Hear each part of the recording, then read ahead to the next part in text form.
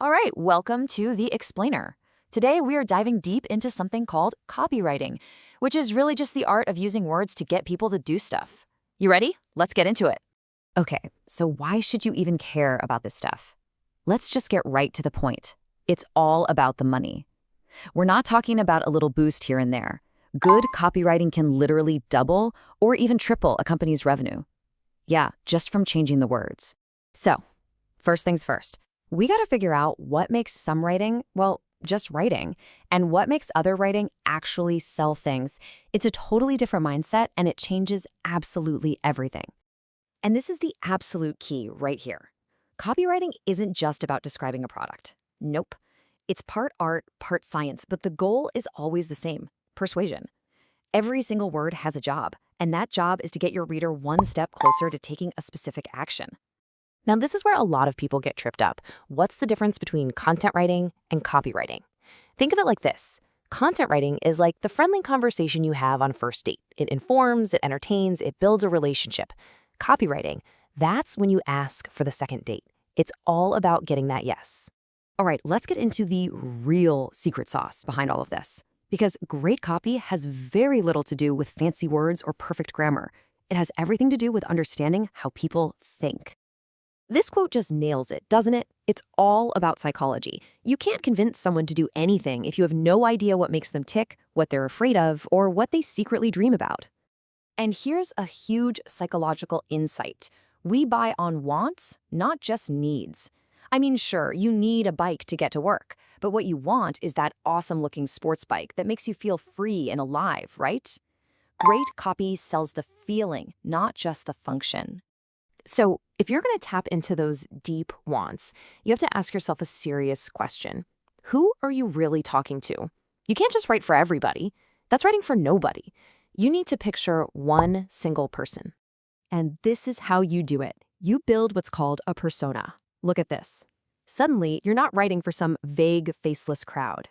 You're having a conversation with an ambitious mom in Jaipur who dreams of starting her own bakery so she can be there for her kids. Now you know exactly what to say to her. Okay, so we know who we're talking to.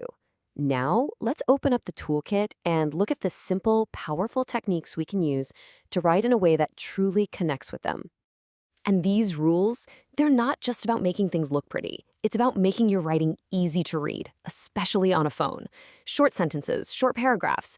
It feels like a real person talking to you, not some stuffy corporate memo.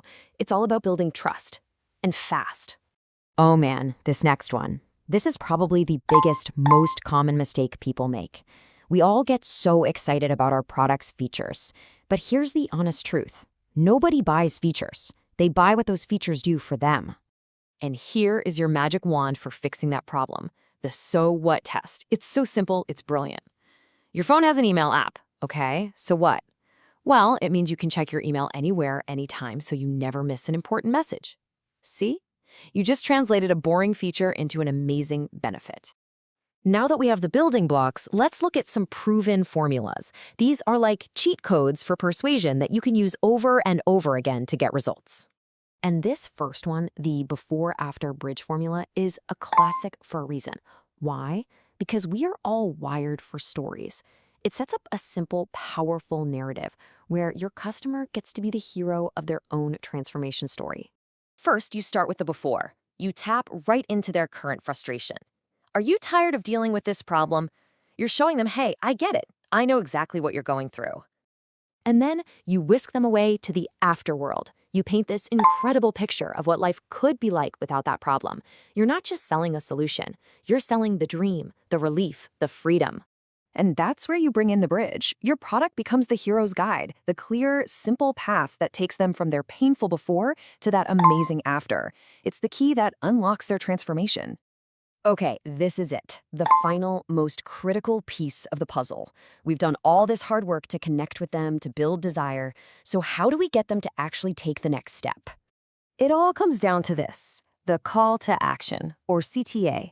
And let me be crystal clear. If you don't tell people exactly what you want them to do, you know what they'll do? Absolutely nothing. You have to guide them to that final clip. And here's a super simple but crazy effective pro tip. Make your CTAs personal. Just switching from start a free trial to start my free trial makes a huge difference. It creates this feeling of ownership before they've even clicked. It's not just a trial anymore, it's their trial. And there you have it. That's the entire playbook. It's a journey you take your reader on. You start with psychology, you create a persona, talk about benefits, not features, use a story framework, and it all funnels down to one single clear action. It just makes saying yes feel like the most natural thing in the world. So, you've got the toolkit now. You've got the formulas, the psychology, you know the secrets. The only question left is, what are you going to use it for? What will you persuade the world to do?